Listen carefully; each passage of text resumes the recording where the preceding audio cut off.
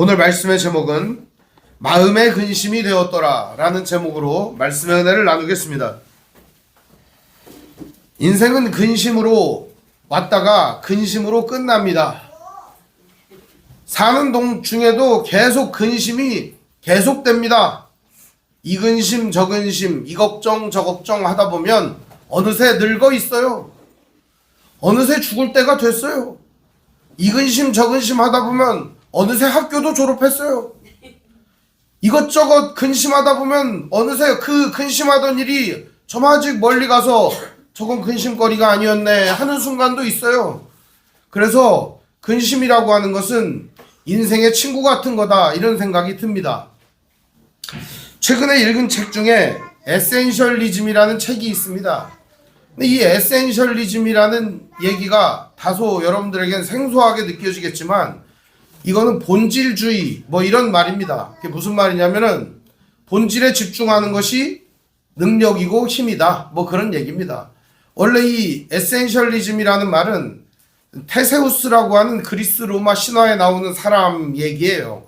그 사람이 이제 미노스 왕이 통치하던 시대에 제물로다가 미노사우루스라고 하는 괴물한테 이 남자 7명 그 다음에 처녀 7명 이렇게 갖고 바쳤어요. 그럼 이제 괴물이 이제 잦아드는 거죠.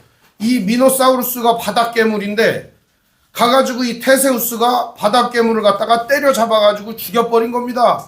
그리고서 이야 승리를 거두고 이제 배를 타고 돌아온 거 아닙니까? 사람들은 테세우스를 영웅 대접을 했고 1년에 한 번씩 이 미노사우루스를 처치했던 테세우스의 배를 바다에 띄워가지고 축제를 벌이는 겁니다. 근데 이 배가요, 여러분들도 아다시피 1년 지나고 2년 지나고 3년 지나고 어떻게 되겠어요? 낡아지겠죠. 그럼 이 배를 갖다가 수리를 하는 겁니다. 널빤지도 교체하고 돛대도 갈고 다 가는 겁니다. 이게 한 10년쯤 지나면 어떻게 되겠어요? 이것 갈고 저것 갈고 다 갈다 보면은 모든 부속품이 다 바뀌었잖아요. 한 50년 지나면 어떻게 되겠습니까? 그 배를 갖다가 전부 다 바꿔버려가지고 이게 철학자들이 그때 뭐라고 했냐? 저게 테세우스의 배인지 아닌지 누가 아느냐? 그렇게 얘기를 했습니다. 그러니까 하도 새로운 걸 덧붙이다 보니까 테세우스의 배가 아니다 이런 말입니다. 거기서 나온 게 바로 이 에센셜리즘입니다. 본질이 아닌 것이 본질을 대체해버렸다 이런 얘기입니다. 또 한 가지 얘기를 해드리면 예전에 어떤 이게 언덕이 이렇게 있어요. 언덕이 있는데 언덕 앞에 바다가 쫙 펼쳐져 있어요. 거기에는 암석지대였는데 배들이 지나가다가 좌초가 계속되는 거예요. 그러니까 구조대를 만들었어요. 언덕 위에 사람들이. 그래가지고 사람들을 구조해냈습니다. 칭송이 자자했고 많은 사람들이 몰려들었고 후원도 했습니다. 거기에서 이제 그 사람들이 후원회를 조직을 하고 또 이 구조대를 조직을 하고 크게 활동을 했습니다. 그런데 이제 사람들이 늙을 거 아닙니까? 그러니까 구조대를 고용을 하고 자기네들은 모여가지고 회의하고 놀고 하는 구락부가 된 겁니다. 거기가. 그래서 여기는 이제 또 하나의 리조트 구락부가 되고 이제 또 이 세 사람들이 또 모여가지고 구조를 열심히 하자. 저 늙은 것들 저 낡은 것들을 우리는 따라가지 말자. 그래서 그 사람들도 열심히 했어요. 근데 그 사람들도 나이가 먹을 거 아닙니까? 이 사람들도 또 하나의 구락부가 되고 리조트가 되는 겁니다. 그러니까 또 젊은이들이 또 일어나가지고 우린 또 열심히 해보자 그래가지고 또 했더니 거기도 역시 나중에 구락부가 되더라. 그래서 그 언덕에는 구락부가 엄청 많이 늘어나더라. 거기에는 리조트가 엄청 늘어나더라 이런 얘기입니다. 오늘 교회의 현실을 반영하고 있는 얘기 같습니다. 이 에센셜리즘이라고 하는 것은 이 시대 교회를 꼬집고 있는 말이 아닌가 싶습니다. 본질을 잃어버린 교회, 본질을 상실한 성도, 본질을 상실해버린 믿음 이런 것들이 오늘 우리에게 있어서 바로 이 본질이 무엇인가를 집중하게 하는 기회가 되었으면 좋겠습니다. 지난 시간에 이어서 우리가 이 말씀을 살펴보고 있습니다. 지난 시간에 개략적인 줄거리를 말씀해 드렸습니다. 이삭은요 한 번도 경험해보지 못한 일을 경험하게 됩니다. 실제로 아버지 아브라함이 경험했던 이 일을 이삭은 또 똑같이 경험하게 되는 겁니다. 왜냐하면 바로 이 아비멜렉이라고 하는 그랄 왕에 의해서 여러 가지 핍박과 고난을 받았던 이야기입니다. 우물을 팠더니 여기를 메꿔버립니다.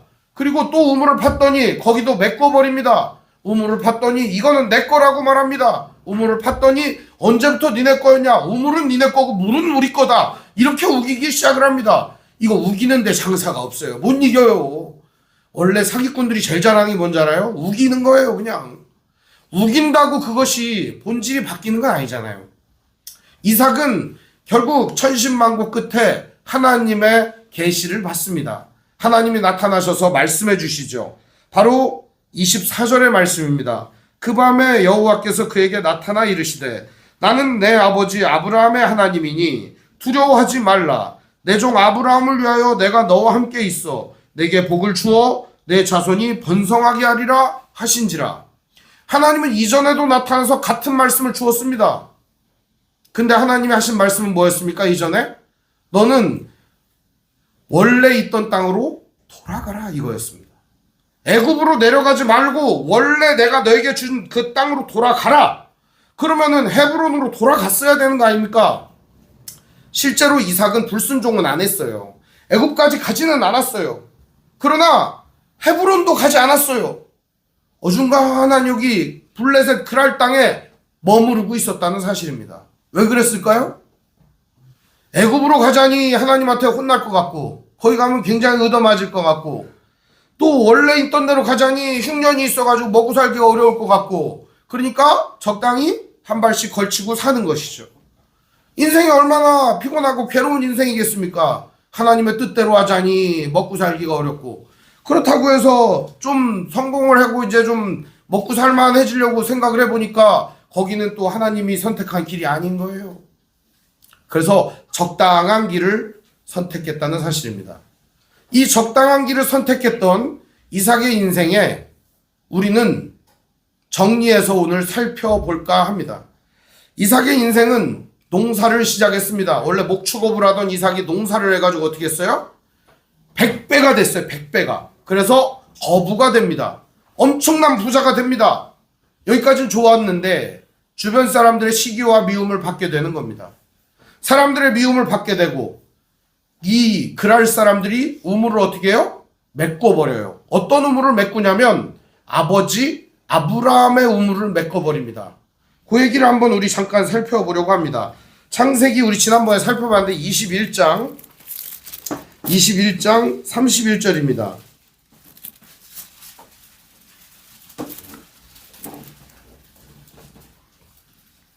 우리 30절부터 34절까지 같이 한번 읽어보겠습니다. 시작.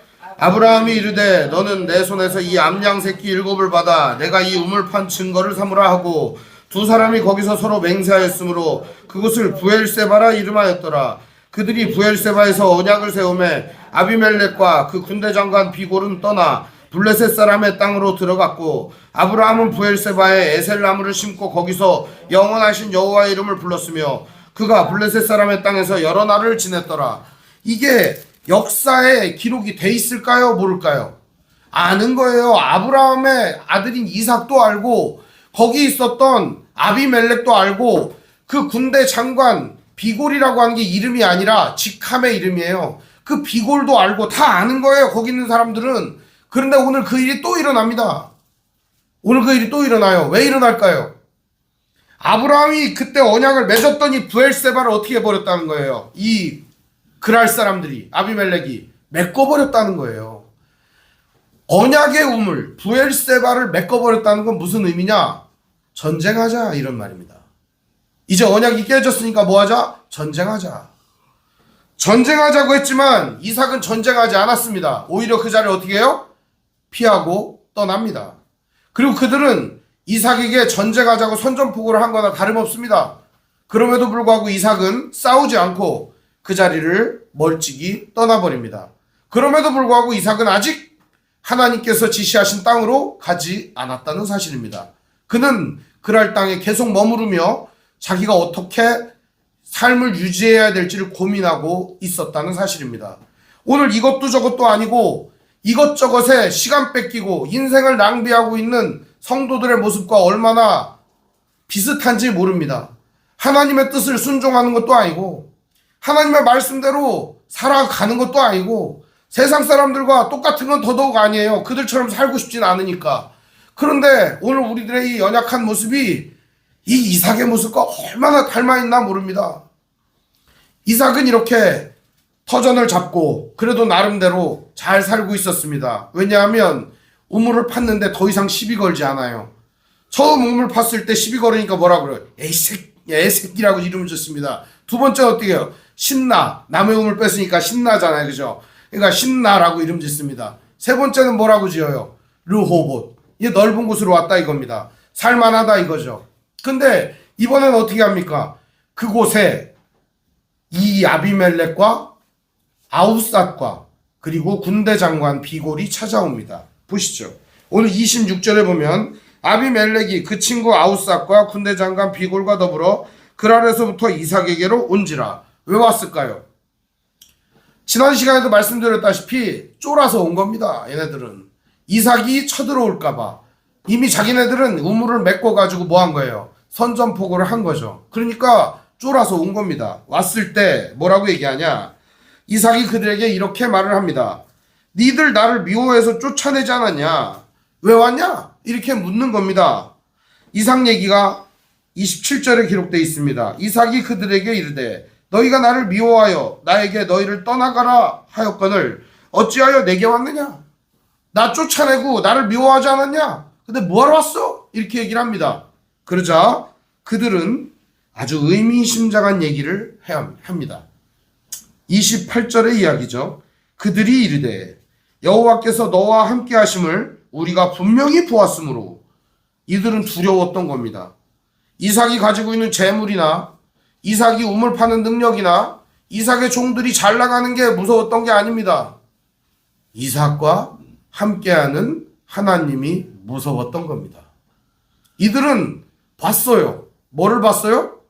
우리 눈에도 보이지 않는 이삭과 함께하는 하나님을 봤다는 겁니다. 이 시대를 살아가는 성도들에게 저는 이런 능력이 좀 있으면 좋겠어요. 사람들이 예수 믿어서 부자가 됐다. 예수 믿어서 잘 됐다. 예수 믿어서 성공했다. 높은 자리에 올라갔다. 시상식 수상소감에 하나님께 영광을 돌립니다. 이런 거 말고 저 사람 보니까 하나님 보이네. 저 사람 보니까 하나님 무섭네. 저 사람 보니까 하나님 살아계신 것 같으네. 이런 거를 좀 우리가 보여주면 얼마나 좋겠습니까?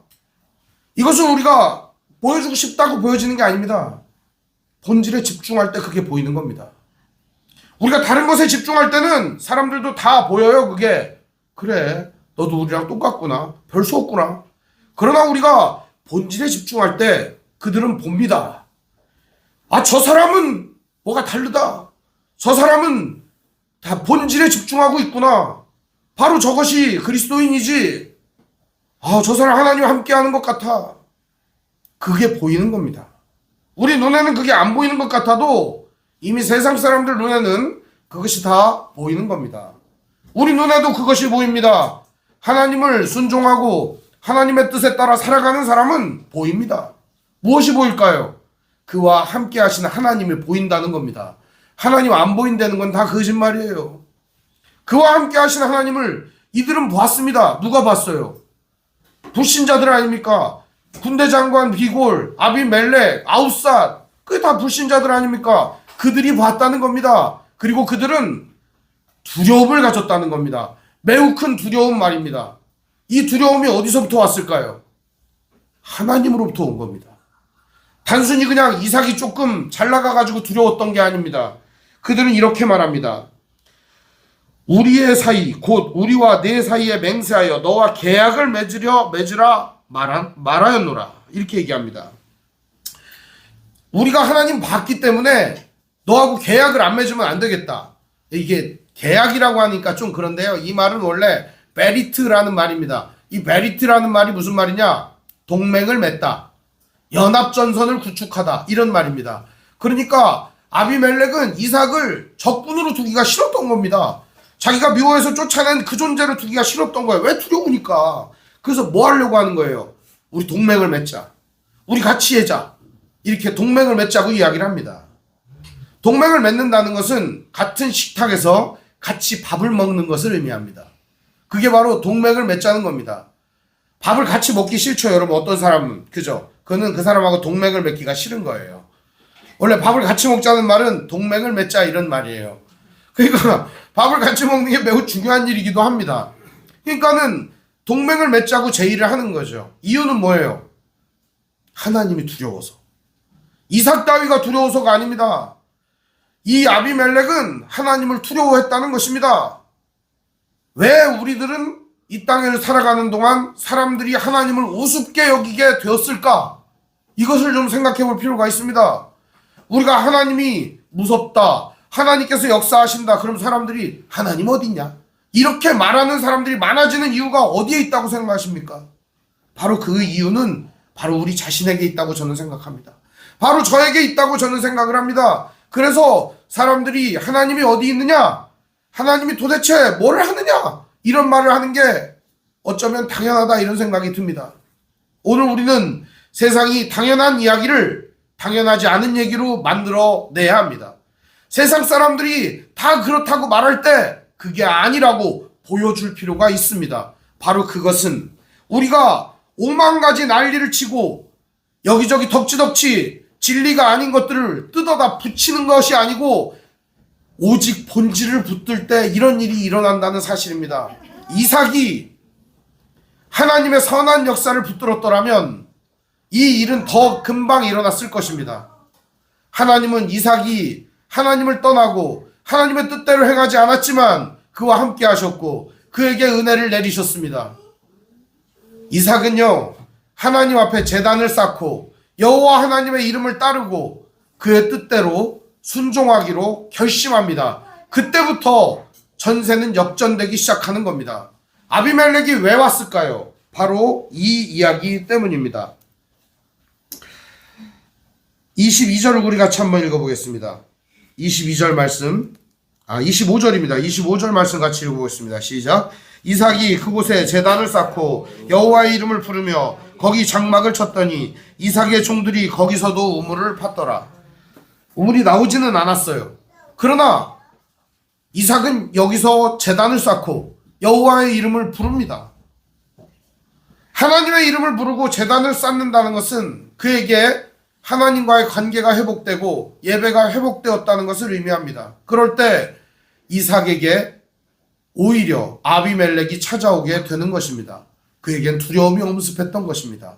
바로 이삭이 지금까지 저렇게 잘 버티고 잘 살아갔던 이유가 세상의 부와 명예와 권세와 거부가 되었던 것이 아니라 하나님이 함께 하셨다는 사실을 알았던 것입니다. 이어지는 말씀도 보시죠. 계약을 맺자 이렇게 할 때 이삭은요, 그들과 계약 맺고 싶은 마음이 없었습니다. 근데 아마 이 말 때문에 동의했을 것 같습니다. 29절 같이 읽어보겠습니다. 29절 시작. 너는 우리를 해하지 말라. 이는 우리가 너를 범하지 아니하고 선한 일만 내게 행하여 내가 평안히 가게 하였음이니라. 이제 너는 여호와께 복을 받은 자니라. 이게 무슨 말이냐면, 이게 좀 말이 앞뒤가 안 맞는 말인데, 얘네들 말을 한번 꼬집어 봅시다. 우리를 해하지 말라 하는 얘기가 뭐예요? 우리가 너를 범하지 아니하였다. 뭘 범하지 않아요? 우물 파면 다 메꿔버렸는데 범했잖아요. 열받게 했잖아요. 산업을 망가뜨렸잖아요. 농사 짓는데 우물을 막아버리면 뭐예요? 다 죽어버리라는 얘기가 똑같은 거 아닙니까? 딴 데 우물을 파야 되는 거예요. 파도 안 나와요, 물이 잘. 두 번째는 또 뭐라고 합니까? 선한 일만 내게 행하여. 얘네들이 선한 일만 행했어요? 나쁜 짓을 겁나게 했지 않습니까? 계속 너희들 가버려라, 나가버려라, 우물 파면 메꿔버리고 쫓아버리고 싸우고, 그래 우물은 니네가 가져라, 물은 우리 거다. 이게 얼마나 웃깁니까? 나쁜 놈들 아닙니까? 그 다음 또 하는 짓이 뭡니까? 이렇게 얘기합니다. 평안히 가게 하였습니다. 기회만 있으면 죽였겠죠. 기회만 있으면. 이삭이 기회를 안 줬기 때문이기도 하지만 하나님이 이들을 보호하셨기 때문이죠. 평안히 가게 한 건 이들이 역할이 아니라 하나님이 보호하사 평안히 가게 하신 것입니다. 그런데 이런 말을 덧붙입니다. 이제 너는 여호와께 복을 받은 자니라. 이 말 한마디 때문에 끝난 겁니다. 넌 여호와께 복 받았잖아. 우린 여호와의 복이 없어. 그러니 연합하자. 이 말 한마디에 끝난 겁니다. 이 사람들은 여호와의 복이 없어요. 누구만 여호와의 복이 있어요? 이삭만 있는 거예요. 그러니까 얘기하는 거예요. 네가 받는 그 여호와의 복 우리도 좀 받아보자. 잘해줄게. 이제 안 싸울게. 몸을 안 메꿀게. 잘해보자. 여호와의 복 우리도 좀 받아보자. 너만 받지 말고. 여호와의 복이라고 하는 게 뭐겠습니까? 결과적으로 하나님이 함께 하심입니다. 우리가 이것을 잊어서는 안 됩니다. 복이라고 하는 것은 실체가 없는 거예요. 그 실체 자체가 하나님인 거예요. 우리가 하나님을 얻을 때 모든 걸 얻는 거예요. 하나님을 잃을 때 모든 걸 잃어버리는 거예요. 그런데 대부분의 사람들은 복이라고 하는 실체가 따로 있다고 생각해요. 그래서 여기다 얹어 넣는 게 뭐냐? 복 그러면은 여기에 돈을 얹거나 집을 얹거나 세상의 성공을 얻거나 우리가 얻을 수 있는 모든 영화로운 것들을 여기다 얹어 놓기 마련입니다. 이거는 복이 아니에요, 여러분. 엄밀히 말하지만 이것은 복이 아니에요. 진짜 복은 하나님 자체가 복이에요. 그분을 얻는 게 복이고 그분을 잃는 게 고통이고 저주스러운 거예요. 오늘 우리가 진짜 얻어야 할 것은 하나님 자체를 얻어야 하는 것입니다. 이들도 얻고 싶었어요. 그 하나님이 함께하는 이삭처럼 하나님은 우리와도 함께했으면 좋겠다라고 하는 마음을 가졌던 겁니다. 이삭은 그들을 지체할 이유 없이 식탁으로 끌어들입니다. 그래, 그러면 좋아. 하나님 함께 하시는 거 너희들도 함께 하면 좋겠다. 식탁으로 끌어들여 같이 밥을 먹습니다. 30절 말씀 우리 같이 읽어볼까요? 시작. 이삭이 그들을 위하여 잔치를 베풀매 그들이 먹고 마시고, 그죠? 그들이 먹고 마시고 함께 했다는 겁니다. 동맹을 맺었다는 겁니다. 이들이 하나님을 함께 섬기게 됐다는 겁니다. 그리고 그날이 이제 있은 다음에 아침에 일찍이 일어나 서로 맹세, 동맹을 맺고 언약한 후에 이삭이 그들을 보내매 그들이 평안히 갔더라.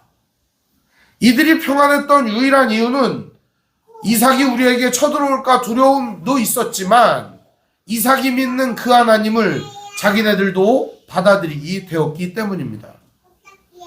오늘 우리에게는 믿음이 있고 하나님이 있습니다. 무엇이 두렵습니까? 이 땅을 살아가는 동안 우리는 더 이상 우리를 두렵게 할 것이 없다는 것을 압니다. 심지어 사망조차도 말입니다. 최근에 교섭이라고 하는 영화를 봤습니다. 예전에 샘물교회에서 아프간에 갔다가 피랍되었던 이야기를 다루고 있습니다. 참 이야기가 참 지저분하고 보기에 너무 힘들었습니다.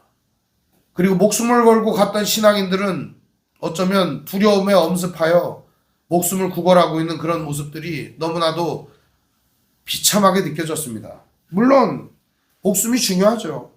저도 살려달라고 했을 거예요, 아마 가면. 그런데 그런 장면들이 어떻게 보면 기독교 신앙이 얼마나 한심한가를 아랍인들에게 노출되어 버린 게 아닌가 싶습니다. 우리가 믿고 있는 하나님은 생사화복을 주관하시는 분이라고 믿으면서도 목숨 하나 구걸하려고 아랍 사람들에게 그들이 원하는 요구들을 계속 들어줘야만 하고 그들이 말하는 것에 의해 움직여야만 하는 현실이 꼭 이 시대를 살아가고 있는 우리들의 모습 같아 마음이 안 좋았습니다. 사랑하는 성도 여러분, 오늘 우리에게 주어진 현실은 매우 엄격하고 엄합니다. 우리가 나아가야 하는 신앙의 길은 매우 끔찍하고 힘이 듭니다. 그럼 여러분들은 이 길에서 무엇을 선택하시겠습니까? 우리는 하나님의 은혜를 선택하고 그 길을 따라 걸어가야만 합니다. 오늘 이어지는 말씀도 보면은 하나님께서는 이 이삭에게 은혜를 더하여 주시는데 바로 그것이 무엇인가? 우물이 나오게 하시는 것입니다. 우리 32절을 같이 한번 읽어보겠습니다. 32절 33절 시작. 그날에 이삭의 종들이 자기들이 판 우물에 대하여 이삭에게 와서 알리어 이르되 우리가 물을 얻었나이다 하매 그가 그 이름을 세바라 한지라. 그러므로 그 성의 이름이 오늘까지 부엘세바더라. 아버지 아브라함도 부엘세바를 만들었고 이제 누구도 이삭도 부엘세바를 만듭니다. 명실공히 이 부엘세바는 이제 누구의 것이 됩니까? 이삭의 것이 되는 것입니다. 이 후손의 것이 되는 것입니다. 언약을 맺어버렸어요. 하나님의 사랑 안에, 하나님의 은혜 안에 이방인들도 들어오게 되는 것입니다. 사랑하는 성도 여러분, 오늘 우리가 본질에 집중하고 믿음을 가지고 나아갈 때 이방 사람들도 하나님의 은혜 안에 들어오게 될 거라고 믿습니다. 세상의 사람들이 오늘 기독교를 무시하고 예수 믿는 신앙들을 무시하는 이 시점에 오늘 우리가 하나님과 함께하는 것을 보여준다면, 오늘 우리의 본질이 하나님이라는 것을 보여준다면 그들도 이 본질적인 믿음 앞에 굴복하고 나오지 않겠습니까? 어제 기독교인이었다가 불교로 개종한 사람을 만났습니다. 불교였다가 기독교로 개종하는 건 이해가 돼요. 빡세게 고행을 하다가 여긴 길이 아니구나, 인간의 노력은 결과적으로 구원에 이를 수 없구나, 그래서 하나님께 오는 사람은 있어도 하나님의 은혜를 충만히 받다가 나는 불교에 가서 고행 좀 할래, 이런 사람은 드뭅니다. 이야기를 해봤더니 그 마음속에는 어머니와 아버지와 형제들과 그리고 주변의 그리스도인들이 전부 가식적이고 사랑이 없고 말뿐이었다는 사실을 대화를 통해 알게 되었습니다. 그 사람은 물론 그걸 인정하진 않습니다. 그러나 그 속에 얼마나 울분과 억울함이 많이 있었겠습니까? 오늘 이 시대에 하나님께 돌아오고자 하는 사람들을 막는 사람은 누굴까? 교회고 성도가 아닐까, 그런 생각이 듭니다.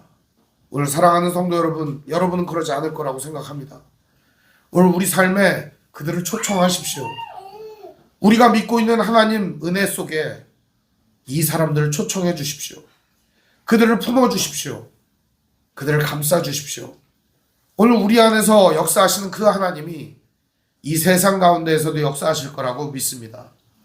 지금 여러분은 무엇에 집중하고 무엇의 본질이라고 생각하며 그것을 취하고 있습니까? 오늘 우리들은 진정한 에센셜리즘, 본질에 집중해야 합니다. 그 본질은 바로 우리를 구원하시고 이끄시는 하나님이십니다. 이 하나님에 집중할 때 우리는 진정한 믿음과 신앙의 성숙으로 나아갈 수 있고 세상 가운데 하나님의 함께하심을 드러내는 그리스도인이 되는 것입니다. 본질은 하나님이십니다. 이 본질 앞에 집중하는 우리 믿음의 형제자매들 되시기를 주님의 이름으로 축원드립니다. 기도하겠습니다. 사랑과 은혜가 풍성하신 아버지 하나님, 은혜와 사랑을 감사합니다. 이삭은 잘 되는 것 같았지만 그 인생에 괴로움이 닥쳤습니다. 고통이 닥쳤습니다. 그에게는 어려움이 있었습니다. 오늘 우리에게도 이 어려움이 닥치지 않게 하여 주시옵소서. 우리에게도 이 고통스러운 나날들이 이어지지 않게 해주시옵소서. 본질이신 하나님을 붙드는 지혜가 있게 하시고 본질이신 하나님을 따라 우리 주 예수 그리스도의 은혜를 기억하며 나아가게 하옵소서. 우리 주 예수님의 이름으로 기도합니다. 아멘.